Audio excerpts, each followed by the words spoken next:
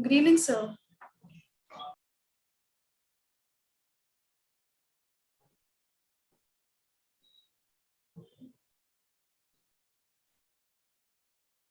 Hello.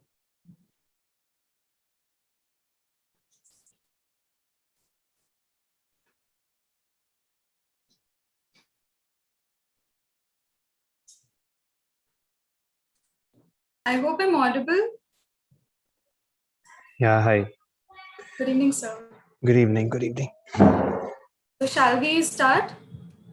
Yes, I think we can start, and I will request everyone to switch on their videos. We like this to be an interactive session. So we will wait for everyone to switch on their videos. We'll request everyone to pay attention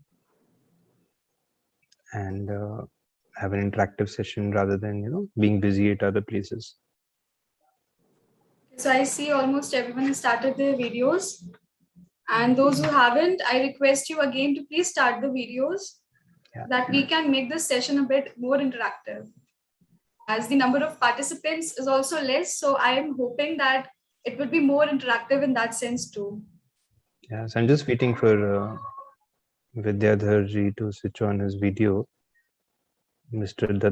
Dattatreya is also requested to switch on his video. Mine is already on, sir. Yeah. I did not take your name, ma'am. Mr. Sriram is also.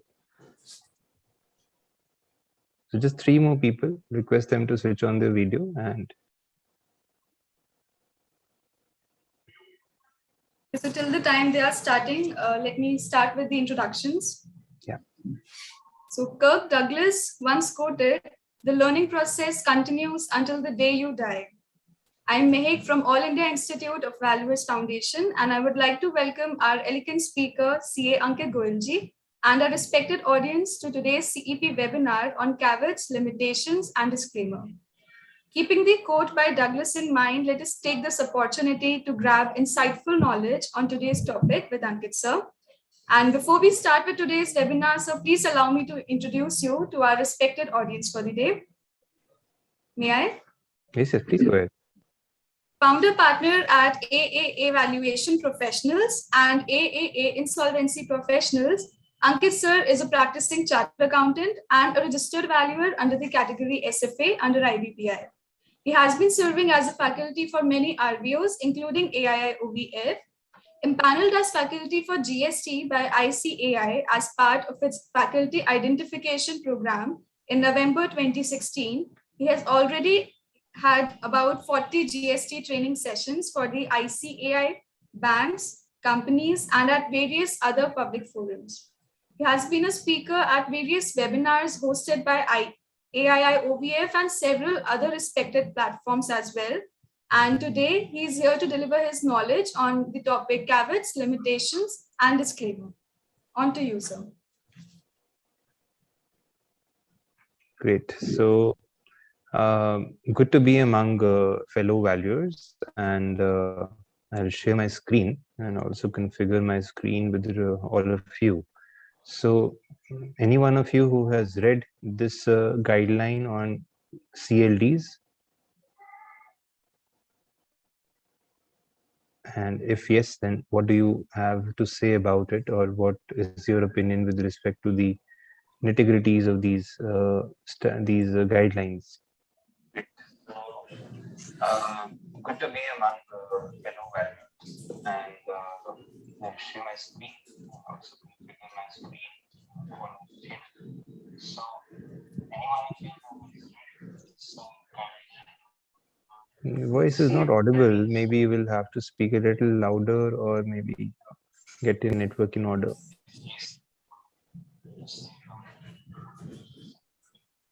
Anyone else who is able to understand the voice?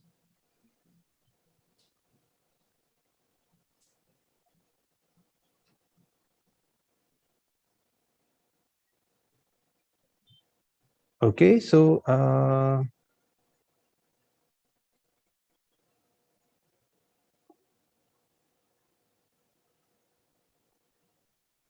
let me start with the idea that line issued by IBBI, And the subject is, of course, caveats, limitations, and disclaimers by registered valuers and valuation reports.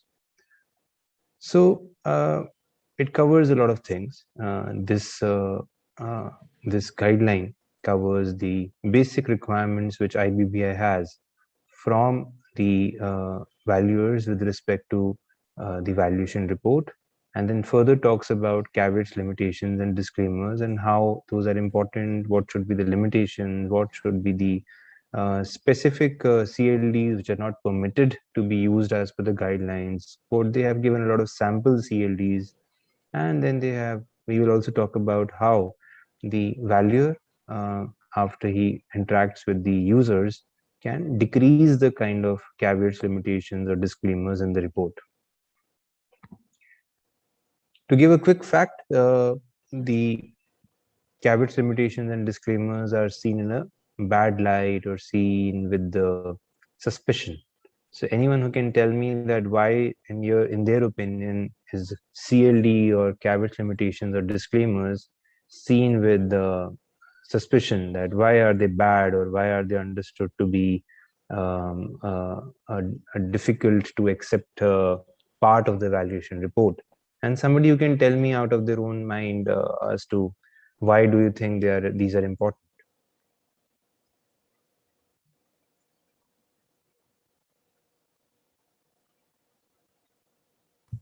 It's looked at as a tool for which a valuer will use to protect himself. Okay.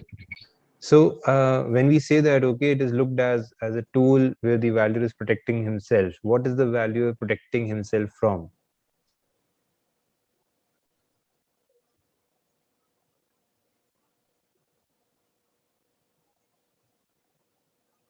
Anyone who can tell me what are we protecting ourselves from when we talk about CLDs?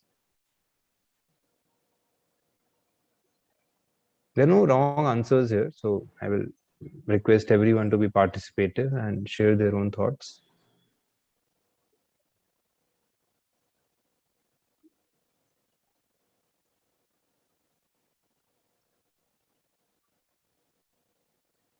Why are CLDs seen with suspicion by the user? Why is it maybe bad for the user, bad for other stakeholders, maybe? And in what cases is it very bad? In what cases is it okay?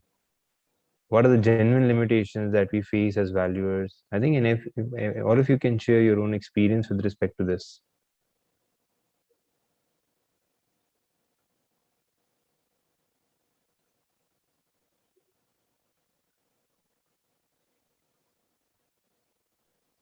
So CLDs are required like from the point of view of valuers, like to safeguard us from the possibilities of the things for which we are not responsible. Like we put the CLDs, there are certain circumstances in which the liabilities are not on our part.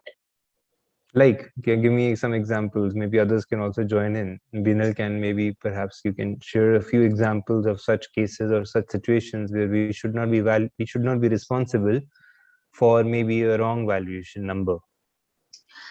Suppose if the management provided the projection numbers and which were very inconsistent, so we couldn't go for DCF, so and had to apply some other approach.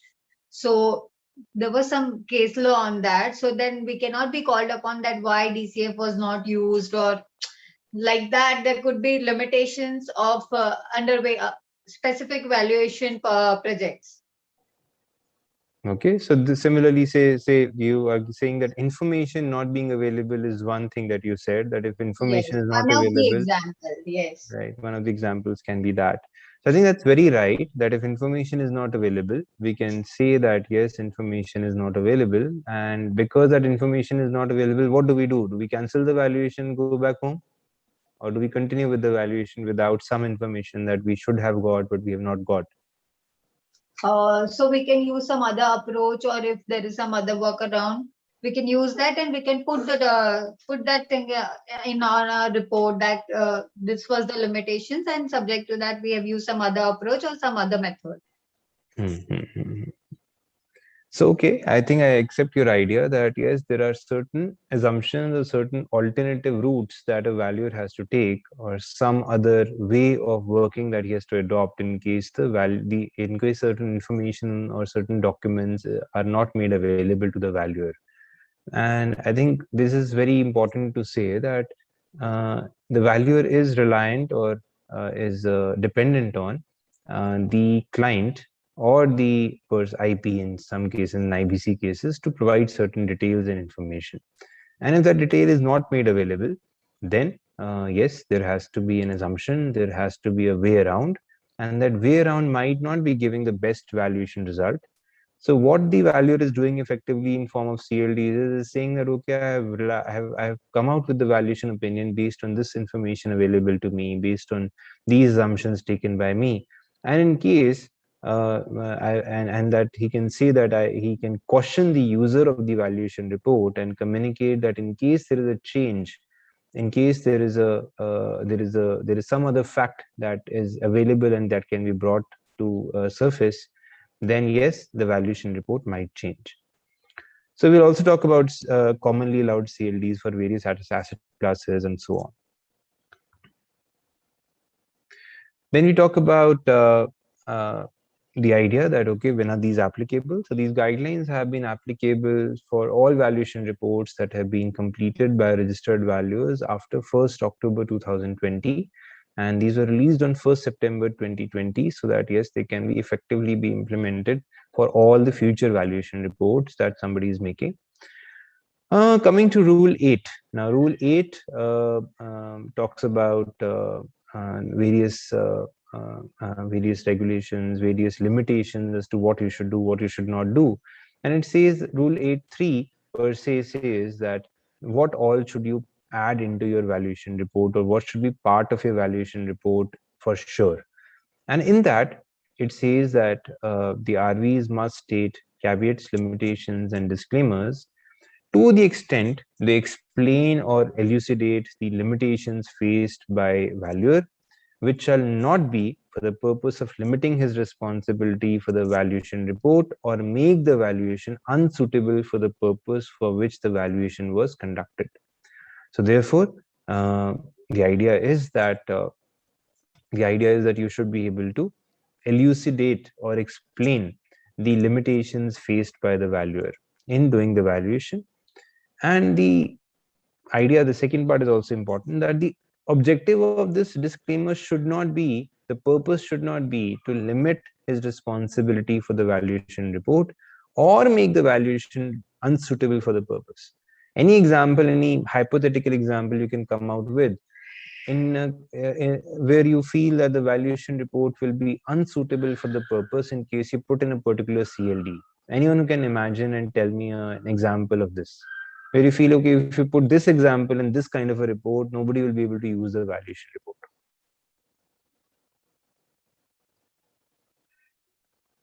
Anyone?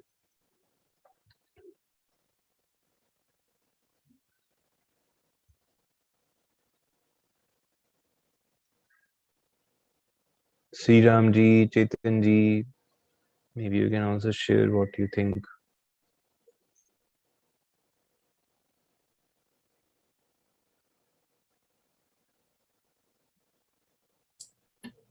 The valuation report shall be on reasonable basis, and it should not limit or it should not defeat the purpose of doing that valuation if we give too much of limitation into that report. So give me an example.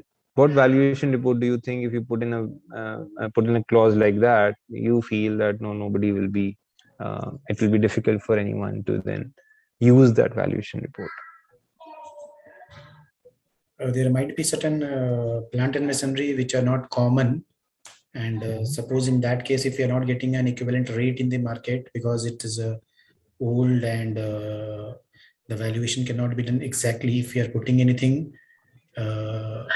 Are you saying you don't have the date of? Are you saying you don't have the date of capitalization for the machinery or the amount of expenditure originally? There may be assets which might have been totally depreciated, but it's still being used.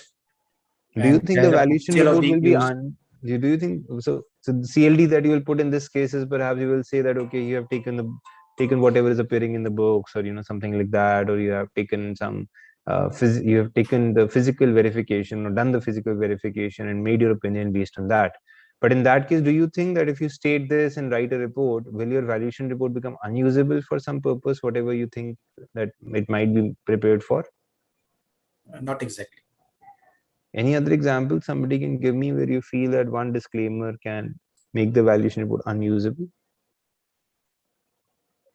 Can I say a general remark without any specific reason to give a disclaimer and saying that I'm not responsible for this valuation report can be very damaging for the use of that valuation report?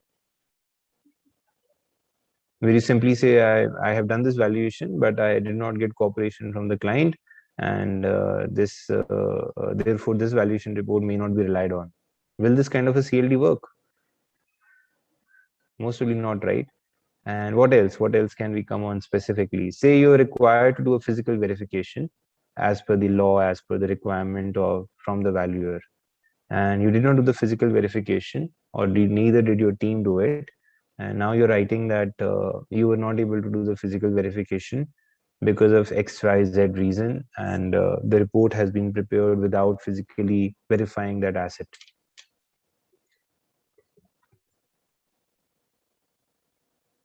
Can I say that the valuation report is unusable?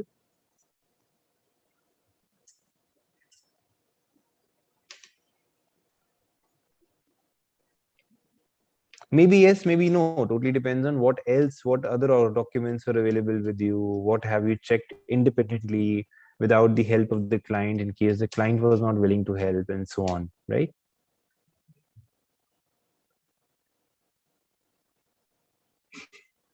So there was this committee that sat, and then this committee submitted a report. So some history. The idea is the last sentence is important. The guidelines issued under this rule 14.1, and therefore anything that is issued under this rule 14.1 is required to be mandatorily complied with under rule 8 of the rules. So it's not that these guidelines are recommendatory; these are mandatory.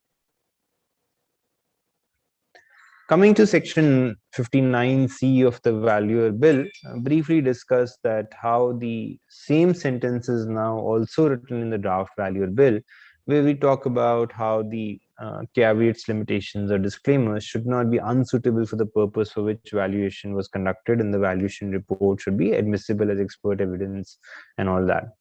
So minor modifications might be made later with respect to this, but the idea of sharing this was that yes, this importance of CLDs is going to stay, as it is also part of the new draft new Valuer Bill.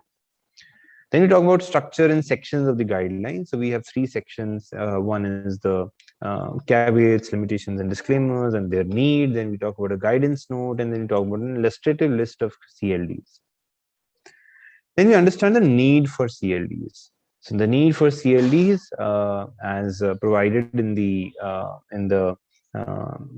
guidelines, is that it is to extent. It is to the extent that basically the idea is that the RV is permissible to use the CLDs to the extent they explain or illustrate the limitations faced by the RV, and which shall not be part of. Which shall not be for the purpose of limiting his responsibility for the valuation report. Coming to limitations, so limitation arises if the RV is unable to obtain sufficient information and explanations considered necessary for the purpose of the valuation, and where such limitation result in the RV being unable to carry out the valuation in accordance with normal approach to valuation, the valuation report shall be modified with a paragraph setting out the nature of circumstances giving rise to the limitation. So any example anyone can give me for this? Try and think of an example.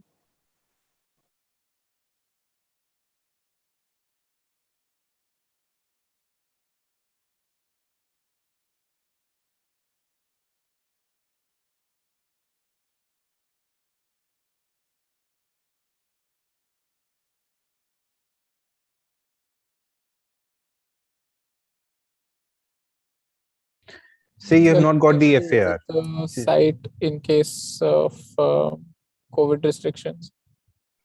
Yeah, so you're not able to do a physical verification due to COVID restrictions, and you are able to do a virtual physical verification or virtual physical check.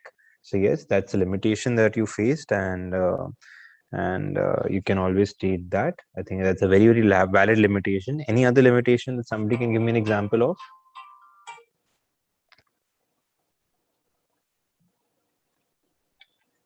Anyone?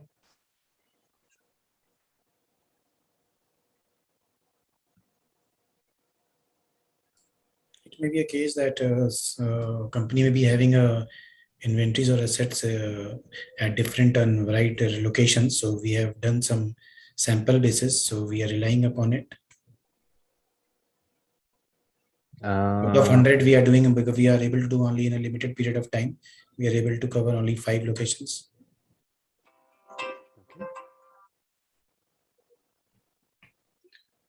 So I think that's also a valid idea that yes, there is a sampling that you have done perhaps in the number of physical verifications that you are able to do. Specifically in construction companies where they have 100 or more than 100 projects running, and inventories and fixed assets are located at different plant and different yeah, so where you have done some sampling, you can always say that yes, that's a limitation that you had to take care of, where you were able to do the physical verification only using maybe statistical, non-statistical sampling and all that. Very well. So I think that's the idea, and I think all of you are getting that. Then we continue this discussion and say that yes, what is the need for CLDs, and we talk about disclaimers. So disclaimer, it says, is required in a valuation report to mitigate the potential risk of the RV, and the reasons for providing disclaimers in a valuation report are as under. So what are the disclaimer reasons? The disclaimer protects the rights of an RV by cautioning and dissuading others when using the contents of a valuation report. Then a disclaimer limits the liability of the RV since it serves both as a warning and a way to mitigate risk. A disclaimer protects an RV from liability. Anyone involved in who reads the disclaimer should understand the risk involved in using the valuation report or acting upon the information that it contains. And then lastly, a disclaimer protects the RV from incurring liability or limits the liability of the RV from actions of the company or management or insolvency professional at whose instruction the valuation has been carried out.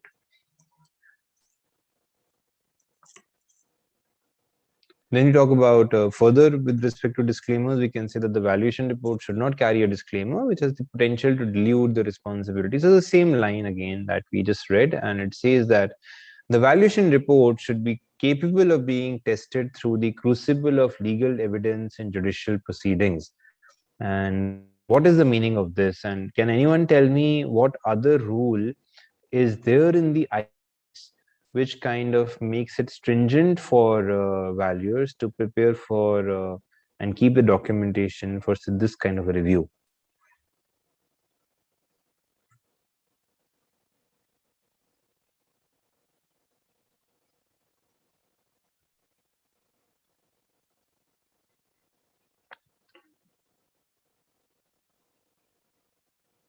So to talk about legal evidence in judicial proceedings, can we say that the valuation report can be challenged by somebody in the court? And at that point in time, what will be seen by the court or by the other people?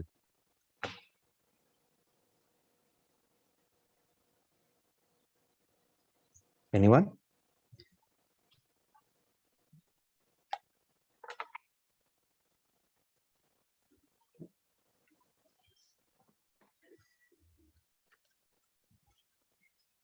Anyone who can talk about the testing through the crucible of legal evidence in judicial proceedings, and what is important to be seen there? So the idea is that IVS, as I was saying, IVS is very clear that one, you should retain your evidence for a reasonable period of years after doing the valuation. So the idea is that it should be at least the evidence should be retained for 3 years as per the registered valuers and valuation rules. And the IVS also says that you should retain it for a reasonable period of time. Number one. Number two, the idea is that when you talk about judicial proceedings, the what is seen is that whether the valuation report is IVS compliant or not, and whenever that is seen, your valuation report should be complete. Your valuation report should be complete in respect of all the items that are required as per the IVS, and that is the idea here. And there is, of course, a long list of standards in IVS which needs thorough study for any valuer to make sure that yes, he has put in everything that is required to be put in for the purpose of creating a report which is acceptable or which should be acceptable. And here the idea is that one should talk about assumptions, one should talk about documents that are relied, so that the valuation report is a strong report and it should not be challengeable by somebody else. And the following points may be considered while providing disclaimers in a valuation report. And it says that an RV may identify the rights he, she wants to protect, then identify the rights where he, she might be subject to liability, and then clarify that the contents of the valuation report pertain to specific use by the company, and caution the reader of the potential risks. And that is, permitted. But it says that, however, a disclaimer will not by itself be able to exclude an RV's liability in respect of negligence in performance of his duties. I hope there is no question here from anyone.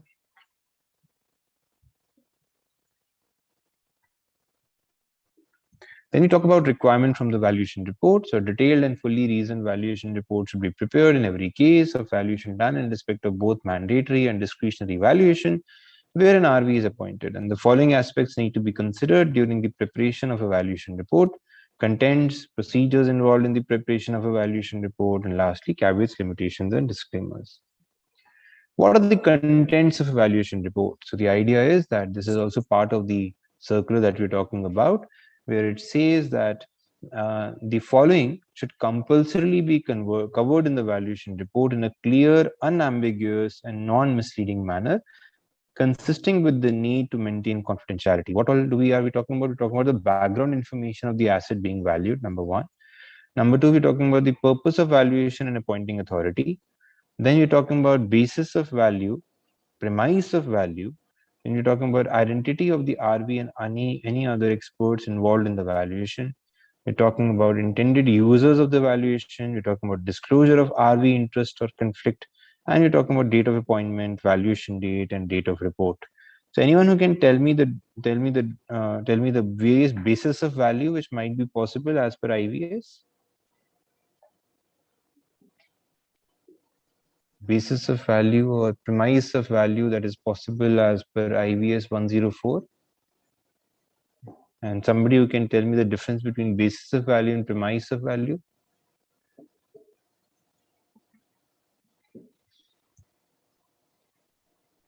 Try and participate, please. Basis of value, premise of value. What are these?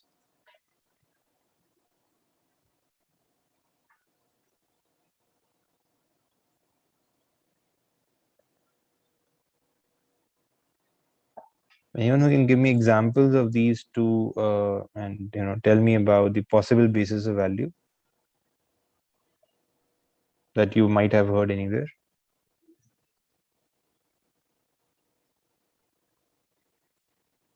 Bimal, maybe you're saying something, but you're muted.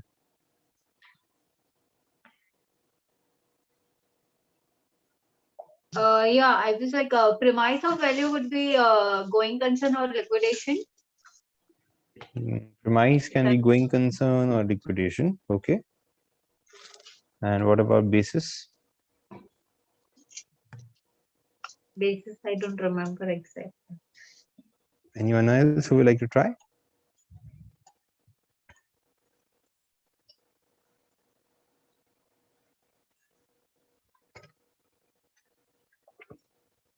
So market value is an example of basis of value. Equitable value is a basis of value. Liquidation value is an example of basis of value. What about premise of value? Highest and best use is an example. Current use is an example of premise of value. Then orderly liquidation is one. Then forced sale is the fourth one. So these are the premises of value. And then, of course, there can be other bases of value like fair value, like fair market value. All these are possible bases of value. Then we continue with our list, and next we have inspections and investigations undertaken, business interest, ownership characteristics, nature and source of information, significant assumptions, if any, procedures adopted in carrying out the evaluation and valuation standards followed, restrictions on the use of reports, if any, major factors that were taken into account during the evaluation, conclusion, and lastly, caveats, limitations, and disclaimers. So these are the contents that are required to be part of the evaluation report. Anyone who has any questions on any of these contents? Anyone who wants me to elaborate on any of these contents?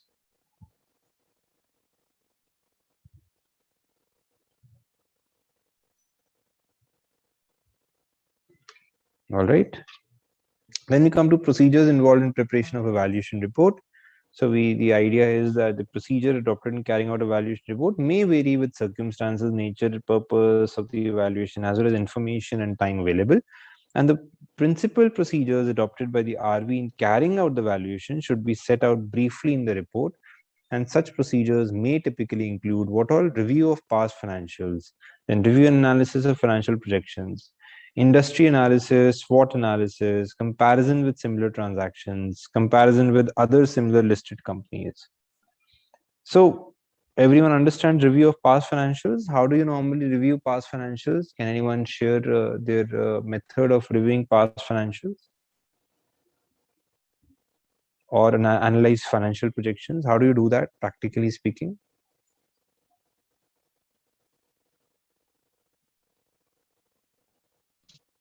One of the tool is ratio analysis. Okay.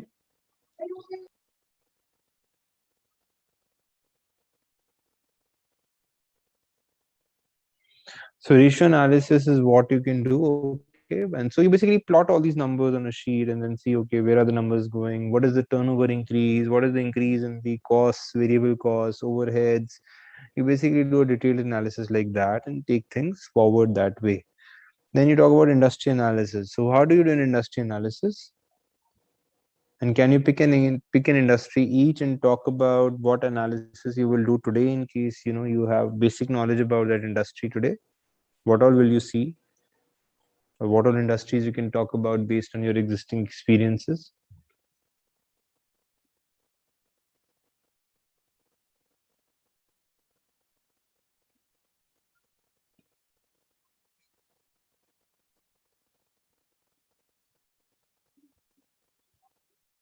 Anyone?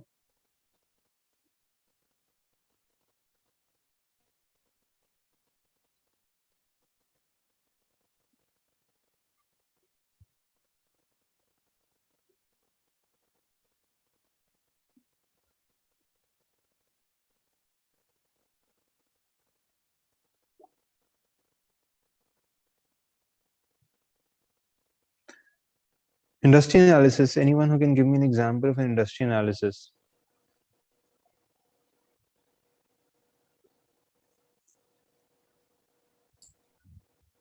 Industry analysis may be a specific report depending upon, like, we can do analysis for airline industry, food and beverage industry, cement industries. Right, but then what do you look at, like when you're doing industry analysis? What do you see, and why is it important for this valuation that you're doing here? What is the relationship of doing this exercise, and what do you see from the valuation perspective in the industry detail that you're getting? So there may be certain assets and the inventories which may be specific to the particular industry only, and it might not have any value outside that industry.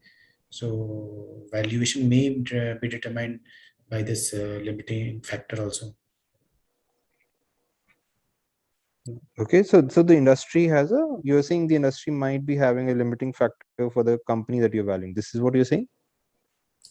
Yeah, means there might be certain, like in what you call in if I am in a airline catering industry, we have a high lift which we use to what you call uplift the meals to the airlines. So that vehicle is not usable outside. So when I sell, it has no value. So if Right. it will have a value only if I am selling it to Yeah, if I'm operating with it, or either if I am scrapping it to other catering industries outside it, it will be a totally nil value, and even I have to pay to dispose it off. Okay. Okay.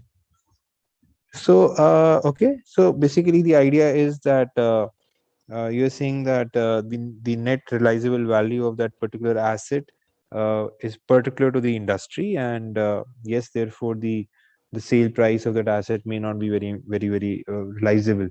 But when we talk about industry analysis and we talk about our own projections, what we normally see here is that is the growth that the company has projected feasible? Because let's say the company has come to you and says that, okay, we'll grow by 200% this year. So the question now is that achievable? Is that okay? Is that like doable? And that is what is the major concern here. That is what is seen when you do an industry analysis, whether, because if you don't know the industry, then how will you assess whether the company can do a 50% growth or a 75% growth or only a 10% growth? Because if somebody comes to you and says, oh, the industry is going to grow by 6%, sir, but I'm going to grow by 60%, you need to understand how, right? That needs to be feasible. That is what we are doing by the way of industry analysis. Coming to SWOT analysis, what is expected from SWOT analysis when IBBI says you do a SWOT analysis? What do you do?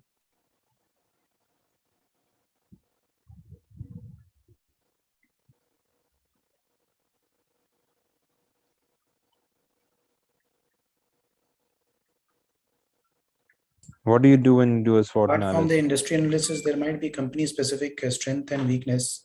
So that might also help in defining the future expected value.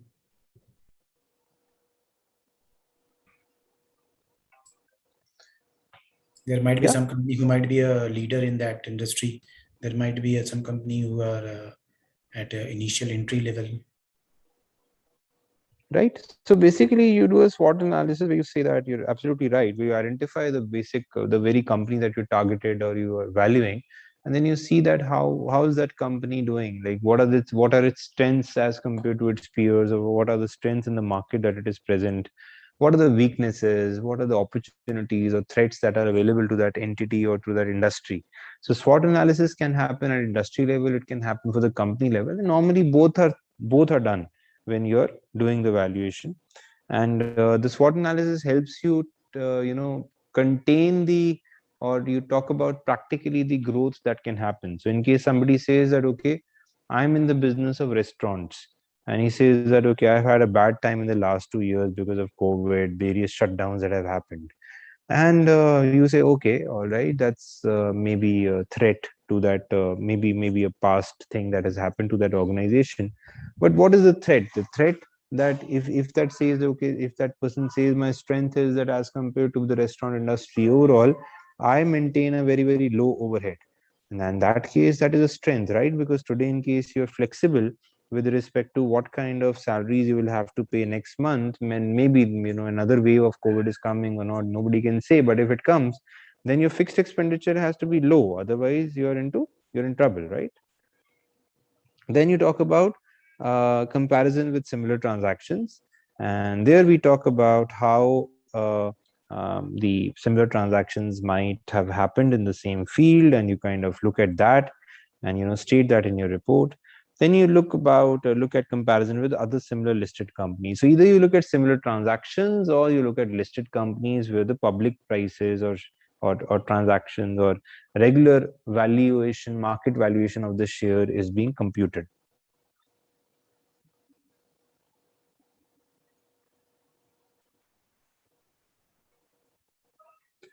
Then you come to procedures involved in preparation of valuation report, and you continue with that, and you talk about discussions with the management. So what all do you want to discuss with the management? You want to discuss with the management that why have they put in a 25% growth? Why have they projected that the revenues will grow by 60% next year, and so on?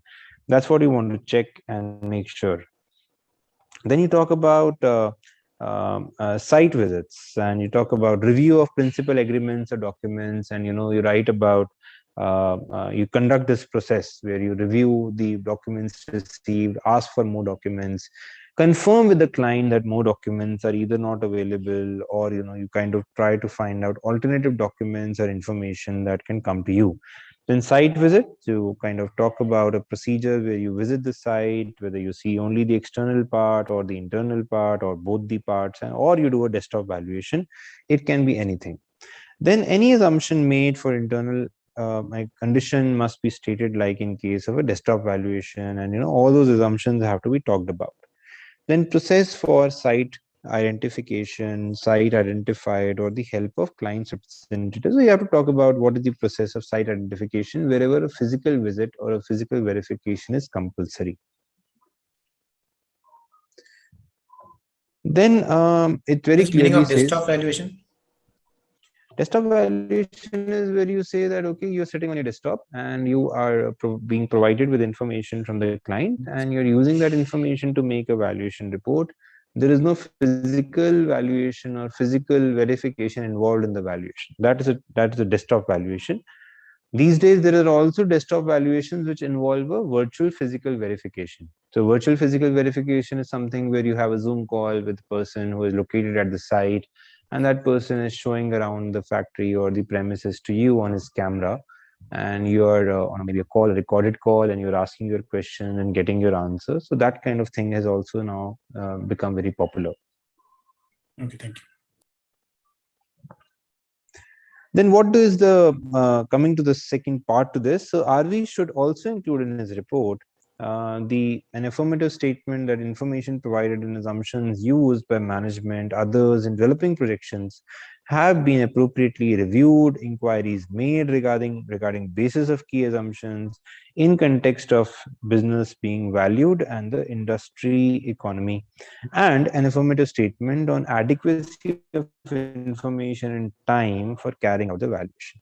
So in case you give a CLD and say the time was not adequate for me to do the valuation, don't you think that the valuation will become easily challengeable by somebody who is not convinced with the valuation report, or who wants to maybe do some litigation in future, right?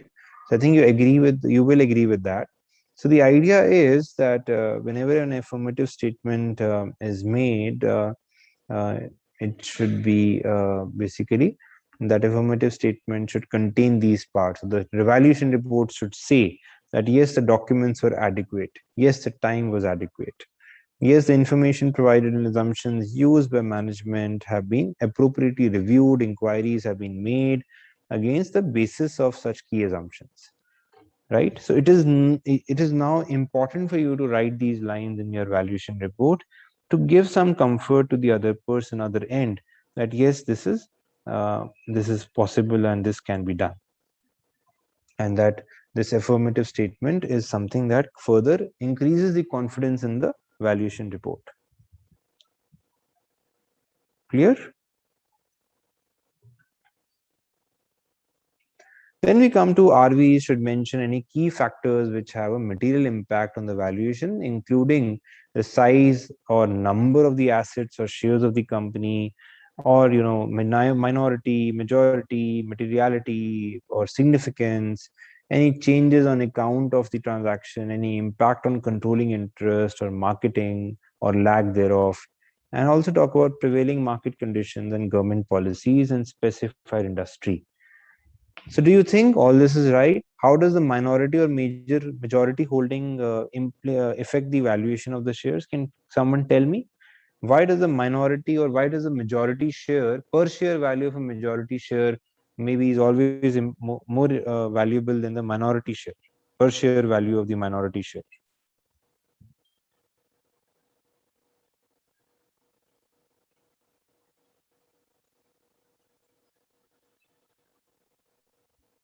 Anyone?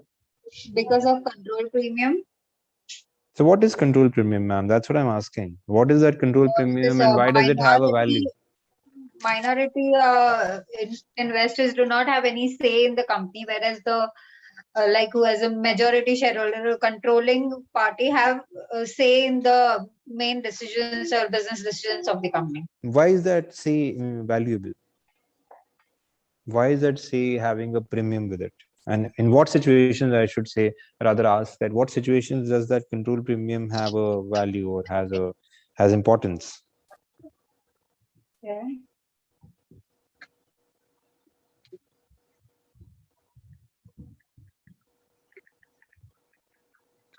Anyone? So, Yeah.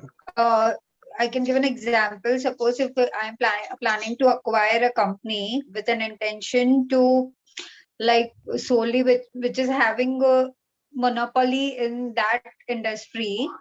So having a controlling interest in that company would be beneficial for my finance. Could that be so? So there's some synergy wherein you may be using your control, you can make some decisions which further increase the value of the shareholding that you've got. So if you were Not not only having synergy, if the control, other companies have is a monopoly company in the industry, then having a controlling interest would be beneficial, right? So it will have a premium. yeah, so basically it will have a premium, but then if some company has a monopoly in a market, and whether you hold 51% shares in that company or 49% shares in the company, how will it matter on a per share basis? Okay. So the idea is that when you say that I have a control and I want a control premium, there is something additional with the control that you get. In a way, Okay. you can maybe change something that otherwise would be differently done. You might say that yes, we will be able to increase the cash flows because of the decision making or the management that we will do. Similar something like that.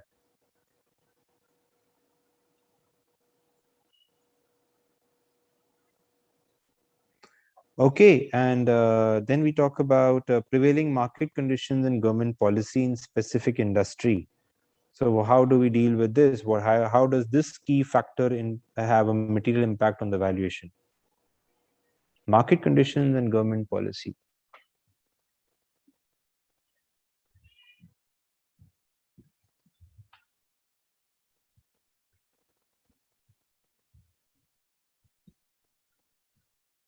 Anyone can give me an example of how market conditions or government policies have impacted valuations for a specific company or an industry?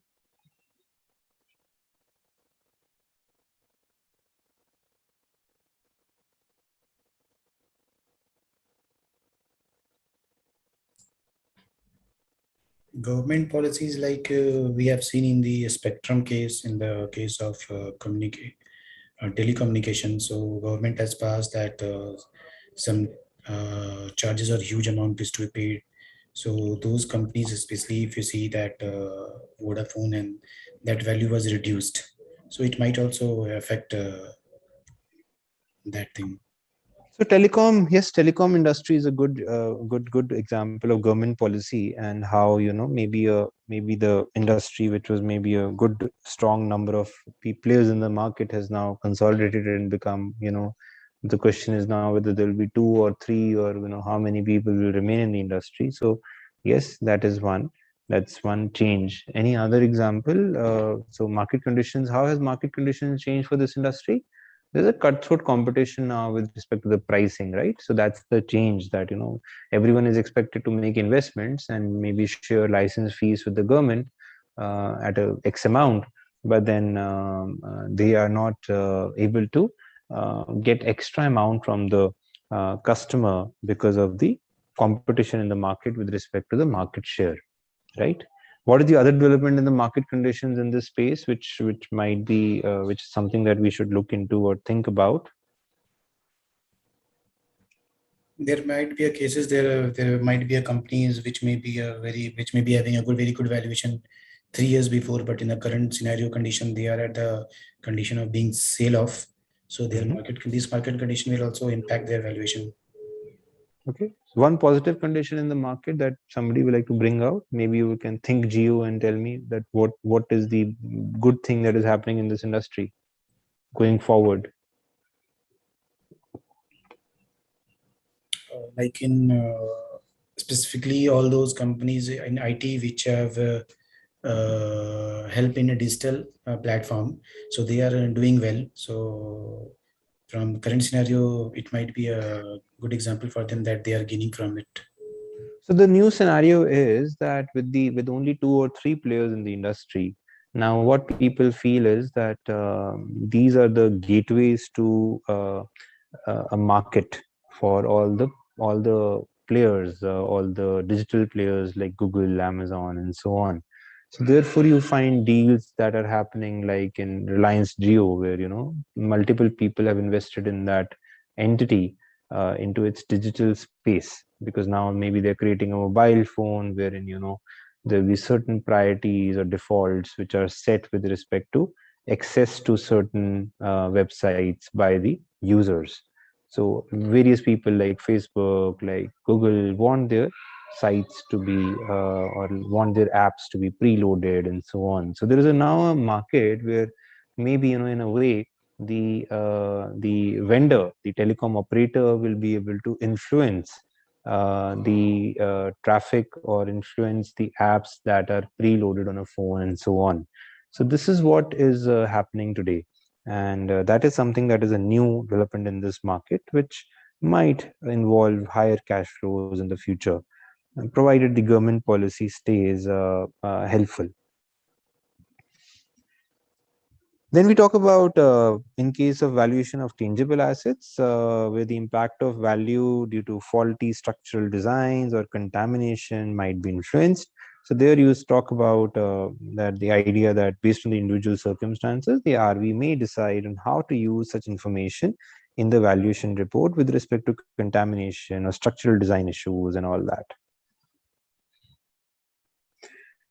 Then we understand the difference between caveats, limitations, and disclaimers. Caveats are warnings or cautions to the client or user of services. Limitations is a restriction on the scope of RV's work, including inspection of or investigation of the data available for analysis that may be present and known to the RV at the outset of the valuation engagement, or that may arise during the course of a valuation assignment. A disclaimer is a statement intended to specify or delimit the scope of rights and obligations that may be exercised and enforced by parties in a legally recognized relationship. And it is a statement denying responsibility, intending to prevent civil liability arising out of particular acts or omissions. So this is how caveats, limitations, disclaimers have been defined under the guidelines. Then it continues to say, the guidelines continue to say that while caveats, limitations, and disclaimers have different connotation in the context of evaluation, the clauses may get used in a interchangeable manner, as limitations or a disclaimer by an RV could be a caveat for the user of the report, right? So hence it is imperative that the users of reports are familiarized about the same to enable them to assess the impact of the disclaimer, caveats, limitations on the credibility and reliability of the report. So when a report goes to the court and maybe somebody says, oh, this report is wrong. And what we have seen is that a lot of reports are taken to the courts, especially forensic audit reports. And those reports are then challenged in the court that, sir, they have concluded that, yes, we have done something wrong.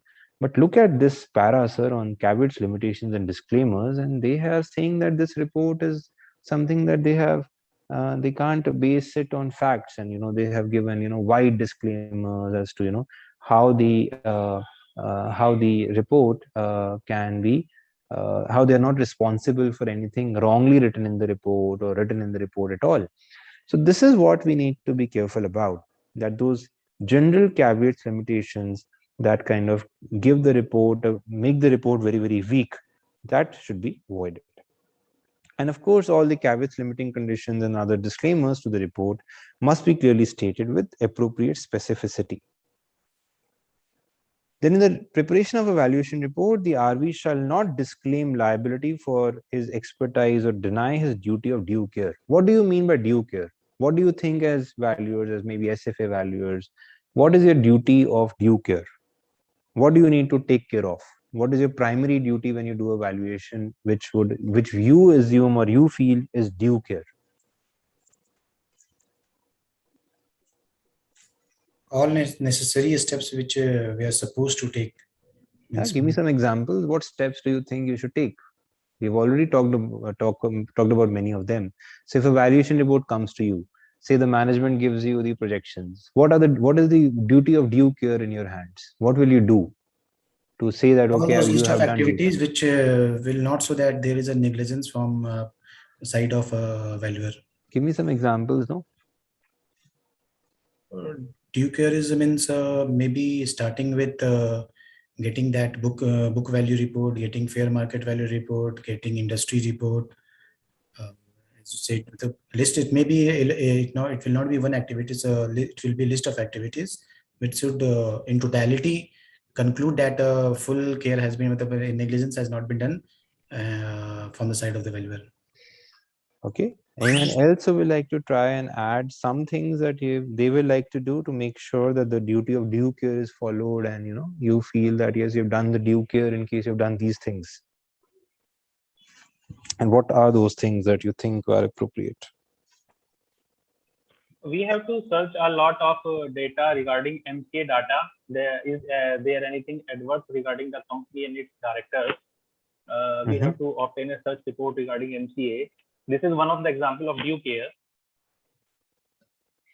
Okay, so on MCA, what will you check? You will check that the balance sheets that have been, like, what all will you check on MCA? You will perhaps I will check that the compliance part has been done by the company, and the balance sheet that have been submitted to the valuer is tallying with the submitted to the MCA portal.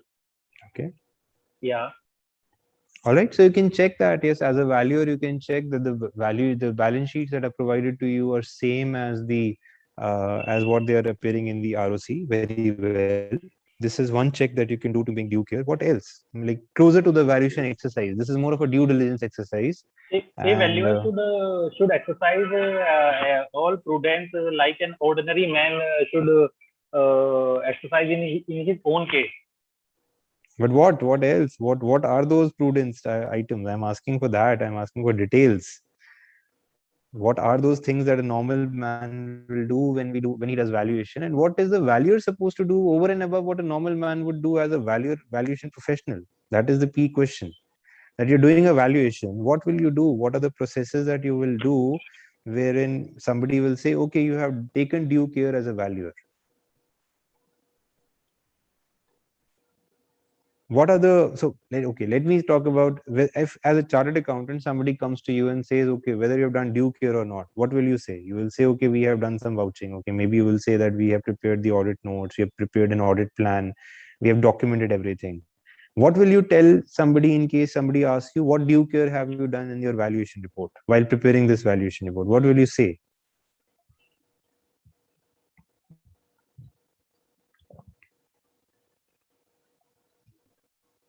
We just talked about it, no, a little bit. We said that, okay, historical financial statements is something we will see. We will check if the projected balance sheets provided by the management are having some relationship or reasonable relationship with the historical database. Then we will do an industry analysis. We will do a SWOT analysis. We will make sure that if the management is saying that the revenue will grow by 30%, that 30% growth is feasible. It is not unrealistic, right? Then what else? We will see, and we will maybe look into the expenses, that what have been the historical expenses, what are going to be those expenses in the future. We will talk about maybe the discount factor. We will talk about what is the basis of the discount factor that we have taken. We'll talk about the basis of the terminal growth rate that we have taken, right? Right, sir. Yeah. What else? Anything else that you have in your mind that you will do when you're doing a valuation? What about market survey or market comparable check? You can't just rely on income approach, right?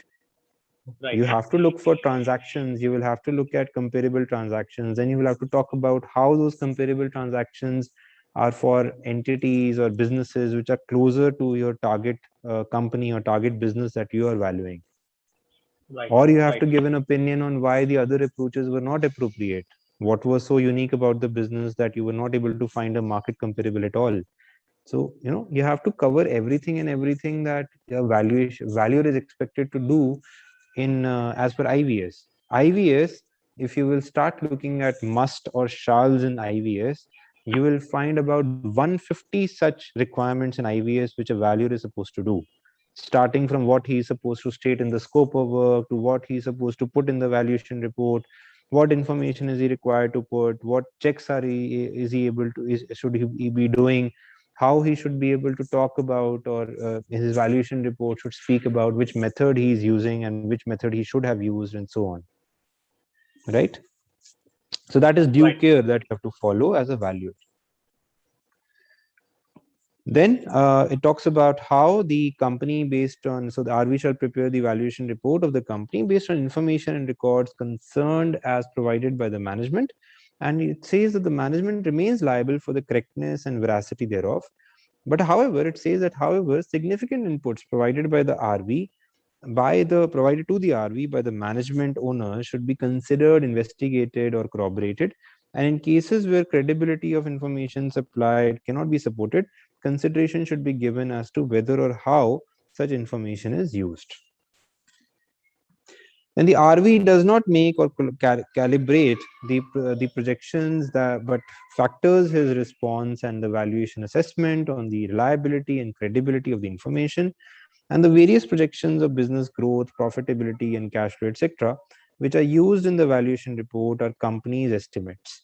And the RV should consider the reliability and credibility of projections after testing the assumptions made by the management owners, company in given market conditions, after inspection, inquiry, computation, analysis. What is the inspection that you will do? What is can somebody give me examples of inspection, then inquiry, then computation, and lastly analysis?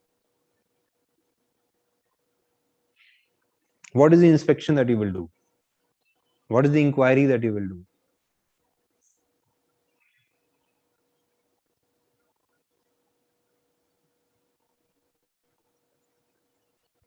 Maybe inspection can involve finding out certain ratios. So in case you've got a data, maybe we like to inspect what have been the ratios in the past, what are the ratios based on the projected financials. What inquiries can you make? Inquiries like whenever we are making any valuation relating to IVC matter, we can confirm the debtors balance by obtaining the account statement from the debtor directly. Okay, so you can go for confirmation, and that's a very, very good example of inquiry. Any other example of inquiry that somebody else can give me?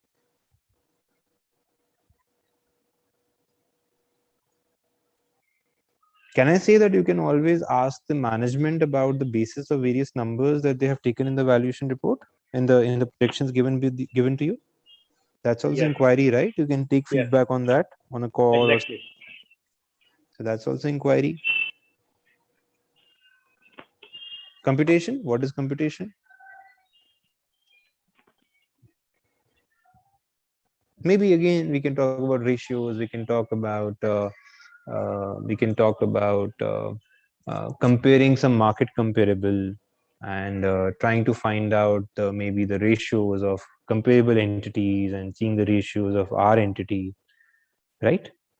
Analysis can be about analyzing that, okay, what kind of companies, comparable companies with defined, what is the analysis of those companies, and what is the basically analysis of computations, analysis of various numbers that you've come out with, and then kind of trying to find out a conclusion, right? That's analysis. So in case you did all the computations, you have now done a DCF, you have now done a market value analysis and or a market value study, and now you analyze whatever you have got, whatever data you have been able to procure, and form an opinion with respect to that, right? Then you can talk about the RV may disagree with the projections if they are conjectural or bordering on the unreal, and accordingly make necessary modifications. So you're allowed to make modifications to the management valuation and make them closer to reality in case you feel, oh, these are too absurd. The RVs has the right to demand relevant information and basis of the projections before commenting thereon, and it is the duty of the entity being valued to be fair and provide accurate information about the subject asset. In a valuation report, the RV can state that the assumptions are statements of facts provided by the company and not generated by the RV. And this warning statement is necessary as data provided by the company is often construed to be part of the valuation report. And the RV has to carry out sufficient inspection, inquiry, computations, analysis to ensure that the valuation is properly supported. Then evaluations are carried out in sufficient detail, due care, we talked about that, keeping in view business needs and circumstances and interest of transparency. Significant concerns regarding the justification, the information, or the time available to complete the valuation be stated in the valuation report together with the appropriate explanation and implication. The effort, diligence, and level of expertise applied by the relevant registered valuer need to be stated in the valuation report. Okay. Then business plan, let's talk about illustrative CLDs which are not supposed to be used. Now this part is very, very important because in case your valuation report is having these CLDs, then you're in trouble for sure because these are specifically stated to be not to be used as a valuer. Now you can't say the RV cannot give a disclaimer for the business plan forecast received from the client without applying test of reasonability and due diligence. So you can't give a disclaimer that I've simply used the business plan forecast that were given by the client to me, and I have not applied any test of reasonability and due diligence. Anyone has an issue with this? Everyone understands that yes, this is something which is required, something which is very, very valid. Then coming to physical verification. So it says that RV giving a disclaimer that he has not physically verified the tangible assets in case where engagement is for providing liquidation value. So that's again something that is part of physical verification. Then market related data. So RV giving disclaimer for the market related data employed in his reports, example, beta, discounting factor, comparable companies, comparable transactions, valuation matrices without testing appropriateness of the same. So you can't say that I have just picked up the beta from a site. You have to talk about, and you can't give a disclaimer that I have not tested it for accuracy, for basics that I want to check with, right? So this is what is important here. Then historical analysis. So are we giving disclaimer that he has not done any historical analysis while conducting valuation exercise of listed, unlisted entities, although the historical data could have been arranged with reasonable effort. Then we talk about one approach. We say that are we giving valuation conclusion based on only one approach without giving any reasoning as to why the other two approaches were not considered in this valuation? This again is a problem. You can't say that. You can't say that, okay, I only did one approach and that's it. You have to talk about why the other approaches were not applicable and why they were not used. Another expert, so are we giving disclaimers for work done by any other expert and the findings of the same does not form part of the report of the RV? So you can't outsource, you can't say, okay, I appointed an expert, that expert has given a report that and that report is attached, and and you say that, oh, I am not responsible for that work. So if you have taken the assignment, you are giving the valuation report, even if somebody else has been given that specialized task to do an expert valuation for some part of the some part of the assets that you were supposed to do valuation of, you continue to be responsible as per rule 8.2, and you can't give a disclaimer that I'm not responsible for that report. Any questions from anyone on these 6 illustrative CLDs which are not to be used?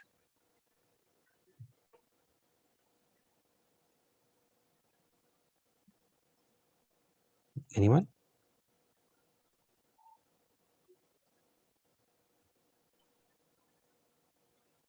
Okay, sir. Okay. Okay, so I guess I'll just continue with the next part. So then these are some illustrative CLDs for all the assets. So the first part is about restriction on use of valuation report, talks about how the talks about an example where it says that how the documents are prepared for the purpose stated herein and should not be relied upon and all that. So the idea is that here the idea is that here we talk about the idea is that the what is stated as an illustration is that our client is only authorized user of this report and is restricted for the purpose. So there is always this possibility that you can restrict the use of a valuation report.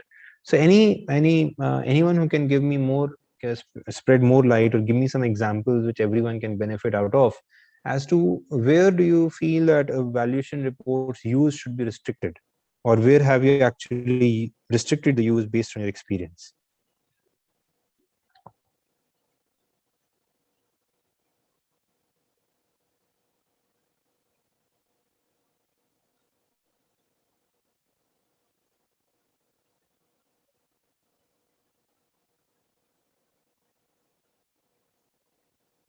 Anyone?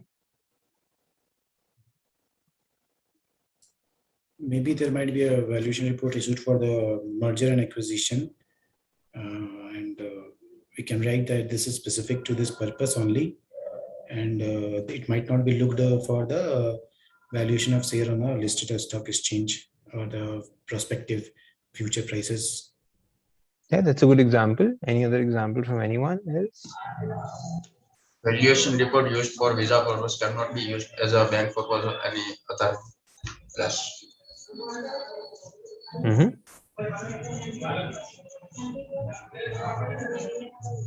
All right. Anyone else with any other example which wherein we kind of limit the use?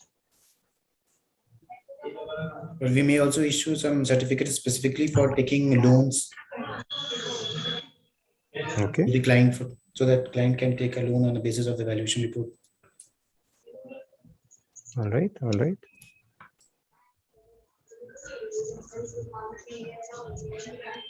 All right. So I think this makes sense. And some other examples are, say I do a valuation for fair value under Ind AS. Now, somebody should not be able to use it to, say that, okay, to use it with the banker, say, right? And similarly, in case I do a valuation for, say, for consultancy purposes, where somebody wants to get a value for assessment of the value of their business for sale in the market. So that again should not be used for any such purpose. So yeah, you can always limit the purpose. You can also limit the intended users, right? And coming to the next part, it talks about responsibility to authority client that has appointed us under the terms of the engagement letter. So you can limit the responsibility of the evaluation of losses, claims, damages to your client or to the targeted to the targeted use. Okay. Then accuracy of information. So while our work has involved an analysis of financial information and accounting records, our engagement does not include an audit. So in accordance with generally accepted auditing standards of the client's existing business records, accordingly, we express no audit opinion or any other form of assurance on this information. So achievability of the forecast results, we do not provide assurance on the achievability of the results forecast by the management owners as events and circumstances do not occur as expected. Differences between actual and expected results may be material. So this is the achievability of forecast results. And going forward, then we talk about post valuation date events. So normally in valuation standard, it's very clear that post valuation date events are not supposed to be talked about. But yes, the user to which this valuation is addressed should read the basis upon which the valuation has been done and be aware of the potential for later variations in the value due to factors that are unforeseen at the valuation date. So this is what is normally can be written there. Range of value estimate. So some people say that, okay, the value should be a range of estimate from one to the other. And yes, and these can be basically dependent on various factors or various reasons why the range is there. And yes, if the range is not allowed to be permitted to be used, then you have to stick to one value, and then you kind of can give a disclaimer on that part. You can then talk about no responsibility to the actual price of the subject asset if sold or transferred exchange. So you say that if the actual price achieved may be higher or lower than our estimate of value, and depending upon the circumstance of the transaction. So the idea is that, say, the valuation report is dated dated on a particular date, and then you do the actual transaction after a while. And so therefore then you can say that, okay, there might be other circumstances, other reasons because of which the valuation has changed, and we should not be responsible for those changes. No valuer is expected, in my opinion, to have a dot pinpointed valuation estimate. But it definitely matters that, yes, your valuation estimate, if it was half the actual price, then maybe either the price was high in the eyes, or there was something special for the purchaser who bought that asset for that price, or there was a miss. Then reliance on the representation of the owners, clients, their management, and other third parties. So the client, owner, and its management representatives warranted to us the information they supplied was complete, accurate, and true, and correct to the best of their knowledge. So this again is an example where you say that you have relied on the management and the third parties, and you talked about maybe other things that you have taken support of, and you've done your due diligence, but you have looked into the primary documents, primary data from these people. Then no procedure performed to corroborate information taken from reliable external sources. This can be talked about. And compliance with relevant laws. You can say that, yes, the report assumes that the company has complied fully with relevant laws and regulations applicable in its area of operations and usage, unless otherwise stated, and that the company's business assets will be managed in a competent and responsible manner. Then multiple factors affecting the valuation report. The valuation report is tempered by the exercise of judicious discretion by the RV, taking into account the relevant factors. Then future services, including but not limited to the testimony or attendance in courts, tribunals, authorities for the opinion of value in the valuation report. These are all illustrative CLDs which you can incorporate in your valuation report. And these are examples given in the circular itself. And unavailability of information as on the valuation dates. You can talk about what all was not available in case of IBC cases, and what are the alternative assumptions or special assumptions that you have taken in absence of that information. Some illustrative CLDs which are specific to tangible assets. Any questions on the CLDs that I've talked about so far? Anyone has any query on this?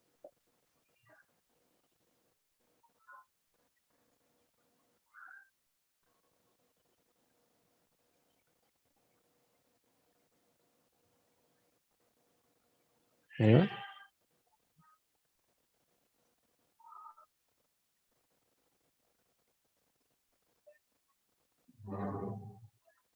All right, I think I will move forward then. So if we talk about tangible assets, you look at title deeds of properties, and we can say that, okay, we have not verified the title deed. So nobody as a valuer, maybe you are not expected to look at the original title deed, make sure that the title is there. The title deed is looked at for tangible asset valuations more from the point of view of the rights and duties which are specified for the specific owner. And that is what is valued then by the land and building valuer in most cases, or the plant and machinery valuer in most cases. Legal and other issues, so one can talk about that valuation is primarily from a business perspective and is not considered various legal and other corporate structures beyond the limited information made available. You can write that. Then you can talk about sketch plans and say that the RV has endeavored to visually identify the land boundaries and dimensions. However, he's not a surveyor, and that his boundaries or his lines may not be taken as a very, very accurate design or template for what the land parcel looks like. Latent effects affecting the value, then RV's observations are not a warranty. Then you talk about hazardous condition or material, and you kind of say that, okay, we have assumed there is no hazardous condition or material which exists as part of these assets. Accuracy of architectural plans, you can talk about validity of permits and licenses, continuation of subject business, independent third party, valuation, valuation assumptions made by us with respect to situation affecting or a supposition taken to be true, and how certain assumptions might have been taken. Then valuation of land and building, you can talk about site survey, you can talk about survey qualification, town planning, resource management, extent and nature of inquiries, tenancy details, environmental or contamination issues, extent of investigations in respect of structural integrity, valuation of under construction properties, and so on. Then you can talk about for all asset classes. For all asset classes, one can say that we were provided information in both written and verbal information, and we have, however, evaluated the information provided to us by the company through broad inquiry, analysis, and review, but have not carried out a due diligence or audit of the information provided. You can write that. You can talk about we are independent of the client company and have no current or expected interest in the company or its assets. We can talk about our report is meant for the purpose mentioned above and should not be used for any other purpose. Then there are asset-wise samples given separately at the end of the guidelines, which talk about land and building. You can talk about, again, it's repeated the title deed part. You can talk about no responsibility for the legal matters, including but not limited to legal or title concerns. Then you can talk about the physical condition of the improvements was based on visual inspection. You can talk about sketch plans, and a sketch plan is attached to the report. You can talk about that sketch plan and give you a disclaimer on that. RV has not made a specific compliance survey of the analysis of permits and licenses. Then on all cash basis, you've done the valuation and not based on any credit or whatever. Value varies with the purpose and date. So you can talk about that. Then talk about how the property under consideration shall entirely depend on the demand and supply of the same in the market at the time of sale, and how the actual price will be based on that. P&M, you can talk about plant and machinery, you can talk about the information they supplied was complete, accurate, and true, and you can say that yes, the management and other third parties concerning the financial data, operational data, and maintenance schedule of all plant, machinery, equipment, tools, vehicles, all that you can talk about. Then definition of premises value, we can talk about how the liquidation value could be significantly different from the fair value. You can talk about how we have examined the assets described herein exclusively for the purpose of identification, description of the property, and how you say that it should not be considered as a warranty that if you have given a particular description, it has to be that. Then no hazardous condition, then express no opinion as to how closely the actual results will correspond to the projected forecast because of budget and all that. Then assumed on an all cash basis, estimated value is an estimated worth equivalent of an asset on a particular date based on certain facts and findings, and demand and supply factors will play a role later. Coming to the SFA part, you can talk about how this engagement is not an audit, and that how the report is to be read in totality. You can talk about how the conclusions arrived at in many cases will be subjective and dependent on the exercise of individual judgment. You can talk about actual market price achieved may be higher or lower than the estimated estimate of value, and how it will depend on the circumstances of transaction, how the nature of transaction will also have an influence, how the knowledge, negotiating ability, and motivation of the buyers and sellers and applicability of a discount or premium for control will affect the actual market. How you can emphasize that our opinion is not only a factor that should be considered by the parties in agreeing the transaction price. And then you can talk about analysis of such nature is necessarily based on the prevailing stock market, financial, economic, and other conditions. And you can say that, yes, we do not assume any obligation to update, revise, or reaffirm this report. Then the ultimate analysis will have to be tempered by the exercise of judicious discretion and several factors, example, management capability, present and prospective competition, yield on comparable securities, market sentiments, all these are important. You can emphasize that and say that, yes, these are something that have been estimated on the valuation date, but yes, these are not, these may not remain the same. unavailability of information as on the valuation date, you can say that certain information was not available and you tried your best. And what are the assumptions that you have taken in absence of all that? You can try and do all that. So majorly, then you can also write, there was another clause here which talked about how you can say that you can limit your legal liability to appear before courts or with respect to litigations. You can always say that yes, we will be duty bound to appear before a court if the court summons us or if somebody summons us to explain our valuation report. But yes, we will be in that case, maybe eligible to claim some reimbursements or for expenses, claim the fees for that and all that.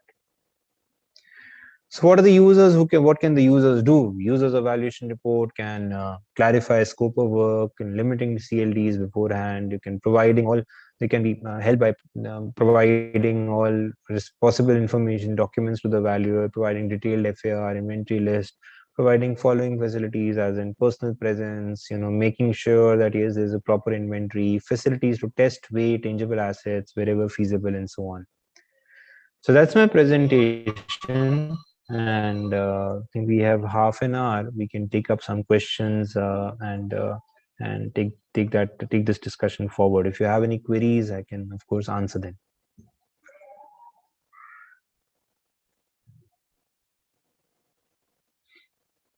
Any questions, any queries from anyone?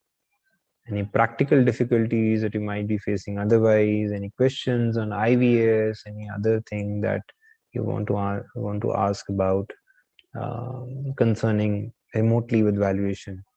I can talk about that.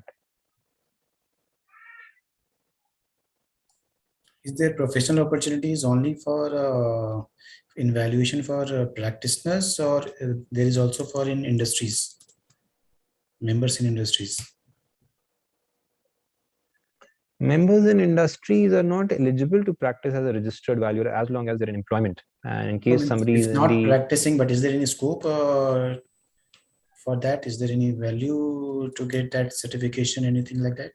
I don't think you can get a certification as long as you're officially in employment. You have to be in either you have to shift to a consultancy model with the organization that you're working, and then say that yes, you're actually doing a practice to become eligible to become a registered valuer. Maybe the management at IIOVF can give you more clarity, but I think I should be accurate with respect to this fact. So so that's the key. As long as you're on rules with somebody, you can't sign as a registered valuer. Having valuation knowledge, having passed the examination, you can always have some benefits when it comes to doing valuations during your employment, or if you have valuation related engagements that come to you in your job, that can be taken care of, I guess. Okay, thank you.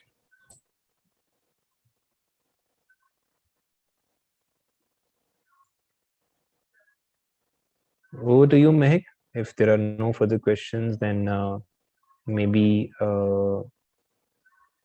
take a call as to what we can talk about further.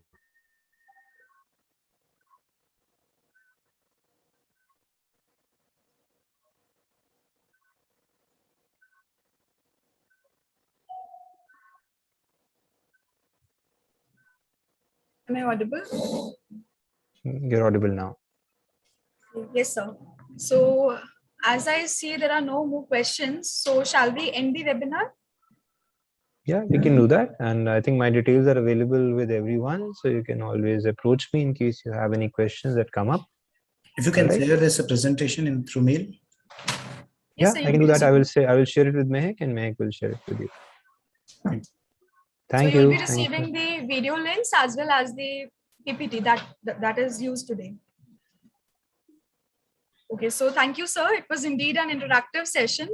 As we come to an end of this webinar, I would like to take a moment to thank our speaker, CA Ankit Goyalji, for sharing his knowledge on CLD, and our respected audience for being a part of this webinar today. We never fail to mention the importance of both the speaking counterpart and the listening counterpart in a webinar, as both the sides play the balancing roles for each other. I'd like to bring this webinar to an end with another quote, which is by John Holt. He says, learning is not the product of teaching. Learning is the product of the activity of the learners. So thank you, everyone. Thank you, sir. Thank you. Thank you, everyone. Thank you, sir. Thank you, sir. Thank you. Thank you, everyone. Thank you Thank so you, much. sir.